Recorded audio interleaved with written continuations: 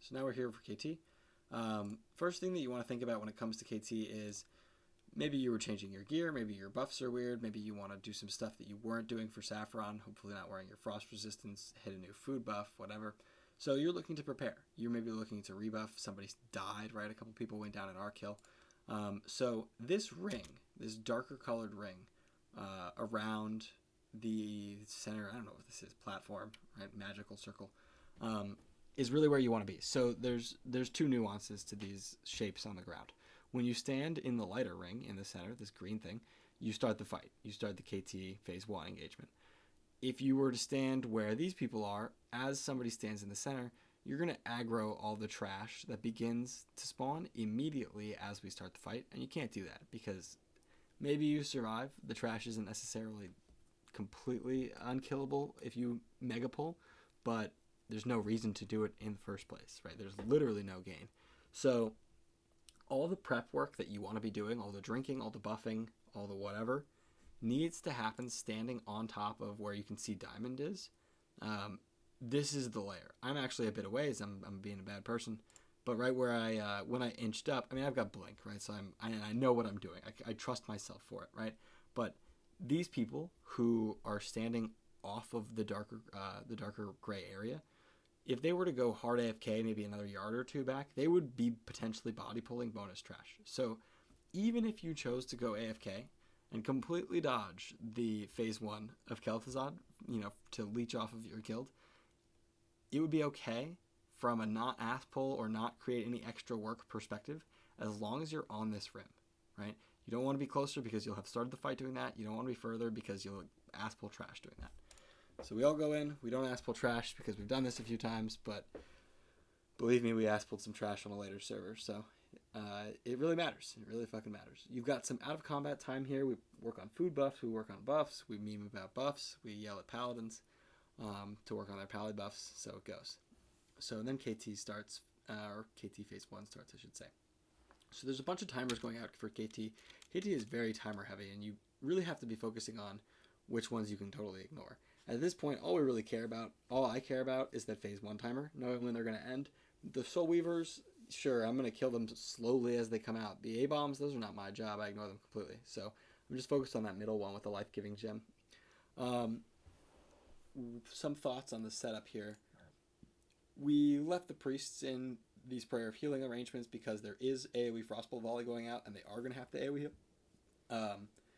We've got Mind Quickening Gems on, our mages. I assume the equivalent of that for a lot of these warriors is going to be Earthstrike, but at this point, some of these guys may have had things like Kiss of the Spider, they may have had Slayer's Crest. We got a Slayer's Crest off of the last boss we did, so somebody got a new one.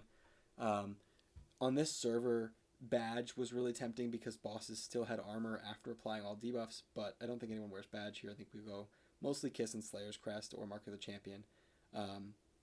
But you want to be wearing your burst trinket, essentially. It's more valuable to be wearing the Mind Quickening Gem or Earthstrike or Kiss of the Spider equivalent than, say, the passive DFT or a Nell tier here, because it's not the average part of this encounter that's important. It's getting out of the very last phase, pushing from phase 3 to dead that matters, and you need huge cooldowns up. So if you can't kill the fight without a TOEP or a ZHC here, or a Nell tier, then you're really not going to be doing a great T kill in the first place, right? So you have to be over that break point, over that damage point, and you will if you just know what you're doing. So here we're splitting off into 3 different jobs. There's 3 different mob types to deal with, and we're all pushing different classes towards each of these roles. So we got a shot of the first 2 mobs here. We've got Tiny Little Skeletons and Unstoppable Abominations. So skeletons are pretty low HP. They're non-elite. We're going to be using priests, of which we have many, to deal with them primarily. Priests can be smiting, mind blasting, and wanding to deal with them, and really not be missing out on a lot of healing responsibilities because the only damage we're taking are from the Unstoppable Abominations as long as we kill skeletons and the Soul Weavers before they reach us. So the healing load during phase 1 is actually quite easy. We need to see some DPS out of a priest here. So priests are responsible for making sure that none of the skeletons ever reach the center of the raid or reach the casters who are casting into a Soul Weaver. and they do a pretty good job of that. Warlocks also help them by putting Shadow Burns out on cooldowns because they're going to get their soul shards back. Occasionally you'll see me Fire Blast, and we have the freedom to do that as mages here because we're killing so quickly with the buffs and the gear we have that we have a lot of mana left over. But when this fight is intense, because you're maybe less buffed, less geared, it's potentially something that you can't exactly afford to do mana-wise to be Fire Blasting as a mage. So you want to be letting the priests with huge spirit and huge regen, and the warlock with that life tap resource and that shadow burn ability handle your mini skeletons as often as possible, and only get activated as a mage if something is getting overrun, if some side is getting overrun. Melee, you're not to touch the skeletons at all because they explode. That's the whole point. We don't want them to touch the raid. So don't ever touch those. We split up our melee, so we have all of our melee committed to the unstoppable A-bomb. We don't have any ranged on it whatsoever. So unless, you can see a couple people, let's move back a little bit. This first A-bomb, you can see a Curse of Agony go out. You can later see a Fireball go out. And this is because there's no Weaver out yet. You can check this timer, right? There's 0 of 14 Soul Weavers. So the range technically have nothing to do, and that's okay. But what's important about this Unstoppable Abomination is that, like Patchwork, they carry the ability Mortal Strike. But it acts like Patchwork's Hateful a little bit in that it stacks up with the auto attack swing. So you can see Fex here is the one who's tanking this mob, right? He has a Power Word shield up and probably 12k HP, maybe 11k, right? And he's 60% off of the opening swing melee plus the Mortal Strike coming off of that Abomination, right? So what we really need to not do, really need to not do, is rip aggro in the first GCD as a melee. Can't do it because you're dead. That's it. Quite simply, you will die. And you'll see this happen. We do great for a while, but one person goes a little bit too hard. Maybe it's because of a parry. Maybe it's because the tank was on the opposite side for an A-bomb and wasn't quick connecting to the next A-bomb. Who knows why? But if you open as a Fury Warrior before your tank, you don't have that pre-Power Word shield, you eat the first melee plus that Mortal Strike, on this server, you're dead, right? On Classic, maybe you're not dead by a small margin, maybe you're not dead by a big margin, maybe you're also just dead. I don't know. But what I do know is that the big caveat about Classic servers compared to this is that the Unstoppable Abominations are stunnable, which is a massive change in my opinion. The impact of that is insane. We're bringing 4 Paladins, right? And these guys are coming out on sort of a slow tempo. There's only 14 of them in total. The Hodge coverage we can get on these mobs, plus even just intercepts, honestly, is okay for at least 1 or 2 until it DRs itself, right? But the kidney shots, even just 2 points, again, just to prevent, these mobs are going to be dying very fast. So the stuns that we can put on these A-bombs are probably not reliable for preventing the first melee hit plus Mortal Strike combination, because you're not really going to be wanting to, Paladin Hodge will definitely work, but Kidney Shot is not, just because you're not going to be wanting to, blast the Sinister Strikes out as quickly as possible to get those combo points. It'll still kill you just the same, most likely. So Hammer of Justice openers on these Unstoppable Abominations are going to completely change their threat level if you're able to get that hammer out before they actually connect with the melee. That's going to be just absolutely neutering those mobs. So that's great. It's going to make it a little easy, but so it goes.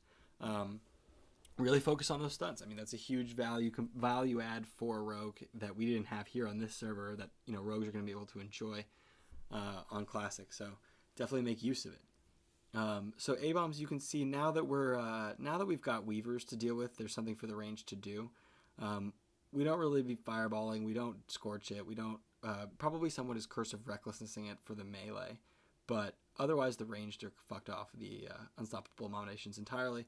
And what we're doing is we're running around the circle looking for our Weaver spawns, which are going to be random, just like the Unstoppable A-bomb spawns. Really everybody is playing this like merry-go-round type game. The priests are looking for soldiers of the Frozen Waste, the little skellies. Melee are looking for the A-bombs, and the mages and the other warlocks are looking for Weavers. So you can't touch the Weavers. Should be obvious if you've read any KT guides at all or whatever. What you'll see us doing here is actually mostly fireballing. The logic behind that is It's just a touch less movement for us to use a max range fireball and probably get a massive component of that fireball out before we even were able to set up for what would have been the Scorches. And there really is no reason to use a Scorch into a fire or into a pyro or into a fat ignite rotation here, because they're just going to die so fast, right? So we fireball quite a bit and then they just die. Everybody seems to fireball. You can see very rarely we get 1, 2, 3 Scorches out on these Weavers, just because somebody's trying to sneak that no travel time spell in, not because it's actually a big part of our damage here, and they pull one there. So we get 2 or 3 people go for it because they're just trying to sneak the last couple seconds of damage and thinking their fireball would absorb. And it's probably true. When you are doing this in a prog setting, it's probably not as wise to go for this chain fireball strategy, because you're not going to have the crit rating that we have here. You're not going to have the base stats that we have here from all these buffs, and you are therefore going to suffer from a mana perspective, right? You're not going to, essentially you're going to yourself in this process. Speaking of yourself, you see me not use my quickening gem anywhere. My mana is pretty high, again, because of huge crit, huge base stats, but it really just serves to you quicker if you use it in the 5-minute phase 1. And in the end, the only important use is for 30% to dead on the boss, so it just doesn't add anything. We're well above the kill speed, so it's not important. Melee continue to do their thing. Oh, wait, shit, we missed. The damage, the dead. Great, good. Let's watch the highlight reel of melee opening too quickly into an A-bomb and then dying. So, where's that A-bomb? Where's the offending A-bomb? It's on our right, I believe, at this point. So, right now, if you look at the aggro frames, this A-bomb coming in, he's targeting stars. I bet he battle shout. That would be my main guess as to why he has threat, because he's not in melee range. So, if not targeting Skarm, who has a power word shield, which to me is a 100% chance that he's supposed to be tanking this. It's not targeting Myosin, who has an incoming heal, who would survive without a power word shield, but if he got that incoming heal, it's targeting this Fury. What happens instead? Myosin gets a power word shield. Now, either of these tanks are totally eligible to get this. Bam. Let's watch again. Let's watch the A-bomb's target as long as we can. I target it. It's targeting a rogue. It's targeting another rogue, probably vanishing. Who knows? It targets Myosin for a second. The flurry is already dead. Already fucking dead. We've got to see it happen so fast. It's just parry and wham, dead. It's it, right? Taunt resist, dead. Gone. You cannot fucking afford those deaths on a progression kill. There's no reason to see them at all. It's hurry up to wait. Show some discipline, right? Let your tank open confirmed. You will still be plenty far ahead of the DPS thresholds to keep the mobs off the board, to not get 2 A-bombs. As long as you sunder fast, as long as you get your BTs out after you've secured threat, right? Or secured a stun in the Classics case. Don't die to this. It's so stupid. Unnecessary. No time save. There's no crit that could possibly make it worth. We lose all his buffs for it, of course. So goes. We meme him a little bit. We carry on. We pump into the Weavers. One thing that I think is going to be... Now everyone's a little rattled. You can see all the tanks in Group 1 have weakened souls, so they're all getting that powered shield. They're a little freaked. And the warriors and stuff, I think, are a little more calm. Probably for the better. One tool that's going to be very valuable for mages on progression kills, or until we start to get some of that fat tier 3 and those offset pieces coming out of Naxx with that crit gear, is rank 1 Scorch. Just Scorch itself is quite great damage per mana when you account for the fact that we've got 6 mages in this raid. But rank 1 Scorch is by far the best damage per mana that you can get with a large group of mages in the raid and mana conservation goals. So in this situation, you probably have one person who's selected to be scorching primarily, refreshing any scorch that you might need to do on KT. That guy should be dropping quite a few scorches in that prog kill for KT phase 1. And anybody who's looking to be mana efficient and just play around a mana consumable, maybe you've got no Dark Rune, you've got no major mana potion. You can see here actually I'm about 50% mana because we've been pumping into the last 3 Soul Weavers in a row. No mana ruby, no mana potion used yet, right? Have my evocate still. Have all the resources that I need. Not a problem. I'm probably looking to be using a frost potion or a major rejuve potion later on, and not just a mana potion, unless I'm feeling ballsy. But you need to play around your mana consumables. This is a 5-minute phase 1. Everybody has to. All the priests are full mana, you can see, because they've got so much spirit, and they've just been wanding and working on skeletons with Mind Blast. So they're starting this with high resources. After you account for the cooldowns I have available, I am also starting this with high resources. So really, if you look around the raid again, everybody is starting this with high resources. Only one paladin has got low mana because I think he used a lay on hands. So coming off of this, we should have pretty good understanding of where we're supposed to be.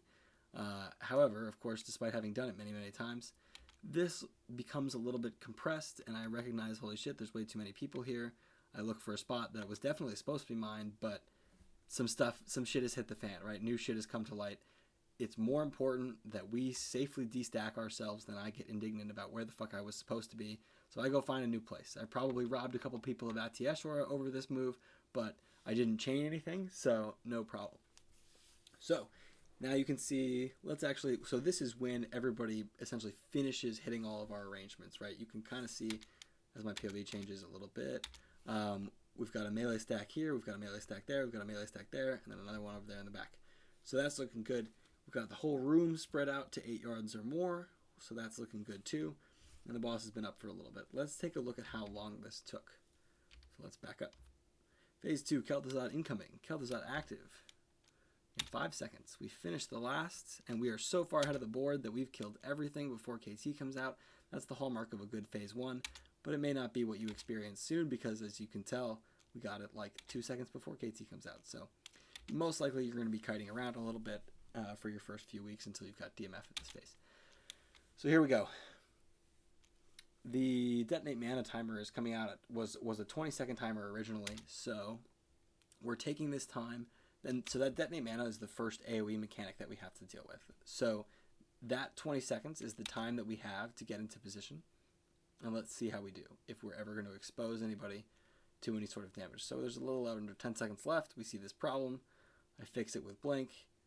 3, 2, cool. Whole raid's safe. Everybody is single targeted only. Detonate mana only targets mana users, can't target the melee, so you're not going to have any ret paladins or feral druids in melee range on this fight, unless, the whole inform thing doesn't target detonate mana. Not sure, not my cup of tea, but all I know is don't get detonated on the melee. Not a good thing. We needed Curse of Elements, had to make sure that Curse of Elements goes out, and here's our framing of the room in 0 FPS. So, detonate mana went out. It was probably trivial. Maybe it was this person, actually. This doesn't seem like a mage. It's the same animation as Evocate, so this is probably detonate mana. Great, it's only going to hit him. Unlucky, but we move on. No problems, nobody chained it. So there's a lot of timers, 4 actually.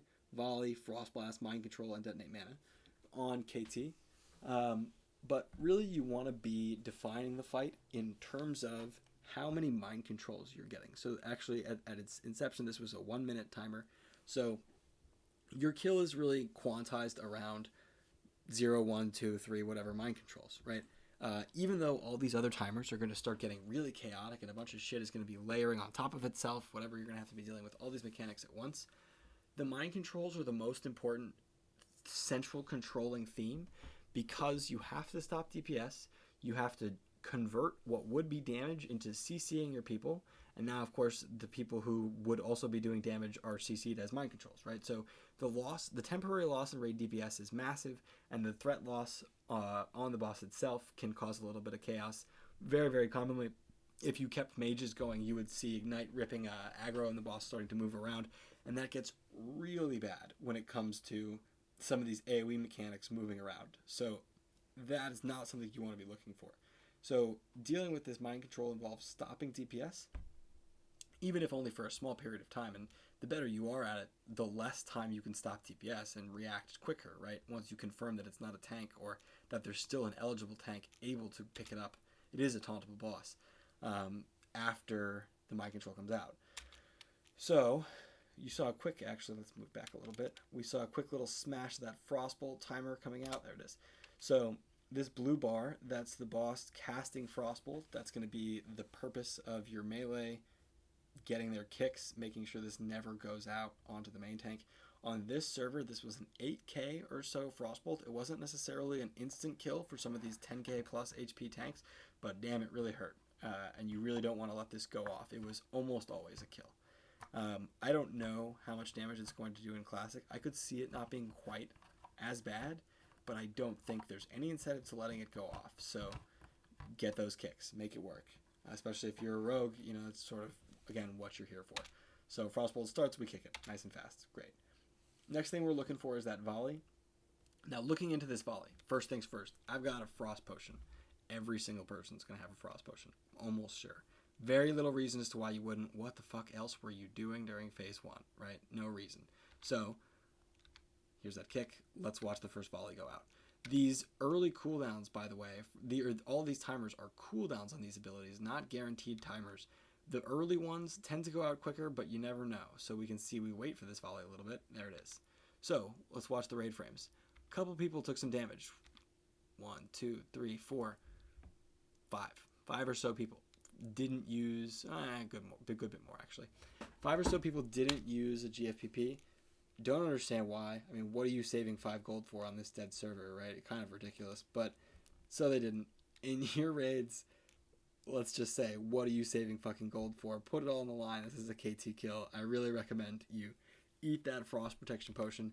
This first Frostbolt volley should do absolutely no damage to the raid. There is no frost damage that has gone out so far. No one's HP should move at all. We move on. The next thing we're looking at is going to be a volley. It's going to stack up with a frost blast, so it goes. But you have to just deal with that. Volley is the primary mechanic that is going to keep priests using Prayer of Heal. So that's the clutch factor behind one whole volley doing literally nothing.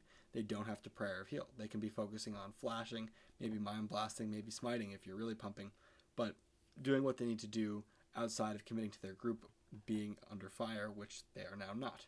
So when this volley comes out, though, now that all of our GFPPs are gone, melee should have repopped, but casters sure didn't because we're using either HP or either rejuves, rather, or mana potions, just because we have to stay active, stay pumping. This volley will be a Prayer of Heal. So as this timer gets near 0, again, since this is a cooldown, it's a pretty good idea to consider starting a Prayer of Heal just to get a precast out. Will be nice and quick to top off. So Frost Blast also is the next thing that we're looking at. This can chain. I probably don't want to get into every nuance of this KT kill, right? But the Frost Blast dictates how we've spread. We've got, I think it's probably 4 melee here, 3 tanks here, 4 melee here, and 4 melee there. Maybe this is the tank group, actually. It could be. So what we're doing is we're spreading out. This is 16 melee slots that we've given, so that if a Frost Blast goes out, it chains exactly like an Ice Tomb on Saffron. No more than 4 melee should be hit by it at any given time, which is pretty tough to heal because it's going to be dealing 110%, I think it is, of their HP as damage over the course of a few seconds. So all of those people are going to have to receive heals quickly. It's way, way worse to see a melee Frost Blast than it is to see a ranged Frost Blast, because once everybody's destacked properly, you only get 1 Frost Blast coming. Here's an Arcane Bomb going off, by the way. Or a Detonate Mana, rather. Nice little Void Fissure you can see over here on the side, and boom, there goes that Frost Tomb. So, the Frost Blast, only one person, you see his HP, he's getting chunked, he gets his heals, he's safe, right? No problem, we've saved his life. If this were all 4 melee in any of these stacks, that would suck. You don't want to see it. But, no worries, we did our job. While that was happening, we had a Mind Control coming up. So, you can already kind of tell this fight is juggling. You have to know your TPM timers and how you react to these things. Most of the time, the mechanic is just fucking stand in place and don't mess with anybody. You know, don't stand near someone else getting affected by a mechanic, like a Detonate or a Frost Tomb, and you're good to go. So Mind Control comes out. A moment before Mind Control, you notice I'm not casting shit. I cast a Fireball Mind Control in 8 seconds. Let's see when I stop. 5 seconds left, I've stopped. Everybody is stopped, looks like. Here's a mage here doing nothing. Melee are still pumping because they do want threat. They don't want threat to actually leave this area, but the range have stopped. Got a Life Tapper, got some healers, right? So when Mind Control comes out, which is immediate because this is the first one, so we love that. Boom. The person who was the tank, I think, let's take a look. Let's see if we can tell in these raid frames, does get Mind Controlled instantly. Threat drops, someone else taunts, boss doesn't move, it ends up right here, which is great, but we've got to deal with these mind controls instantly, as soon as possible. We hit our sheeps, we hit our fears. You can see inside of one GCD, except for this one person in the back, a good amount of these mind controls are handled immediately. We deal with a Void Fissure, let it explode, go back to where you need to be. Really need to focus on these CCs, even if it means re-sheeping, re-CCing, whatever. Luckily, our damage is so good that as soon as we've dealt with this mind control, we're in phase 3. We've got our ads coming out, got the Guardians coming out, and we're popping CDs. We're popping those mind quickening gems, the Combustion, the Earth Strikes, the Slayer's Crests, whatever, and we're here to crush the boss. We're absolutely here to destroy it. The mind control is gone. The possible mind control timer is ages. There's nothing to stop our damage coming. All we're doing is tanking damage now. We're healing each other. We're using all the consumables we have in our bags, and we're pushing for the fucking finish. Guardians come out. Guardian 3, here we go. It'll be up to Guardian 5. But really, they're not that big of a deal. They get shackled once. One of them gets taunted. Everybody's kind of ignoring them, and we're just eating in the boss, and it's going to die off of this. You can see I get a little bit low resources. A couple people start to sort of develop slow HP drop. If this fight were to go longer, I have a major rejuve soon. I've got another Ruby soon if I want to go, avoid the Dark Rune HP loss, and I've got Evocated I can handle. I'm Frost warding on cooldown, right? Everybody's going to be fine if we had to reach into our potion CDs and go again with this. But as it is now, we're winning. GG, right? Everybody's shield walls because what the fuck else are you doing? A bunch of other people are probably wrecking. We had some Curse of Recklessnesses out on the mind controls. We're pushing for a 1 mind control kill because you can see here comes our second one, 1.3 seconds. Doesn't matter. Mind control could come out, but we kill the boss. We did not stop DPS. We committed to the push. It didn't happen. We win. GG. So that felt a little chaotic, but really not that bad.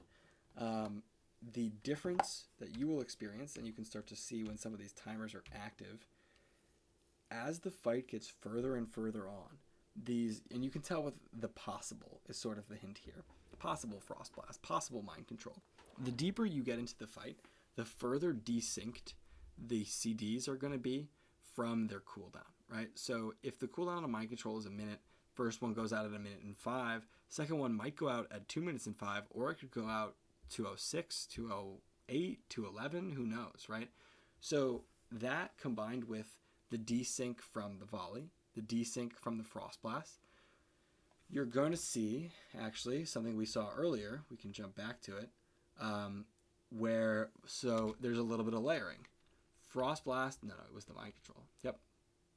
So Frost Blast and volley, we've got possible Frost Blast is up. Possible volley, up, right? There's a Void Fissure on the ground. Frostbolt is being cast. So there are 4 things we're loaded up on right now. There's a Void Fissure. There's a Void Fissure that someone has to dodge to my right. That person has to dodge the Void Fissure. Frostbolt needs to be kicked by a melee group. Volley is coming out any second. Frost Blast still isn't out. We're waiting for it. Also coming out any second. So now we can recognize in hindsight, this is great RNG. This could have been a melee Frost Blast. That would have been fucking terrible. If it were a melee Frost Blast into a 5 seconds later mind control, that would be fucking awful. We really don't want to experience that at all, right? This is just what happens on mind control number 1, the way this shit gets layered when volley number 3-ish and Frost Blast number 1 come out, right?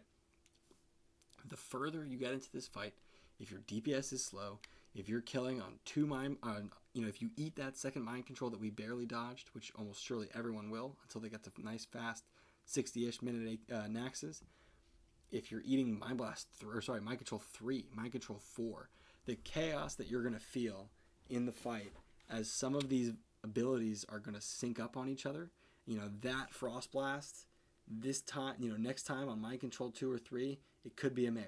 You could be dealing with these people in melee. Some of them are also needing heals from being Frost Blasted at exactly that time.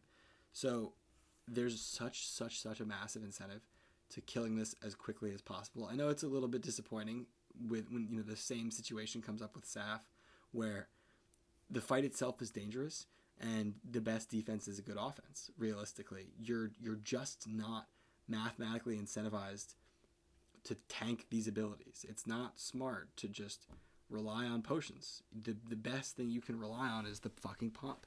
Keep all your CDs up.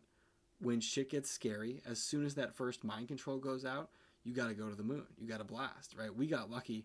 Mind Control ended its 40% HP. We can pop CDs for phase 3, no problem, and just kill.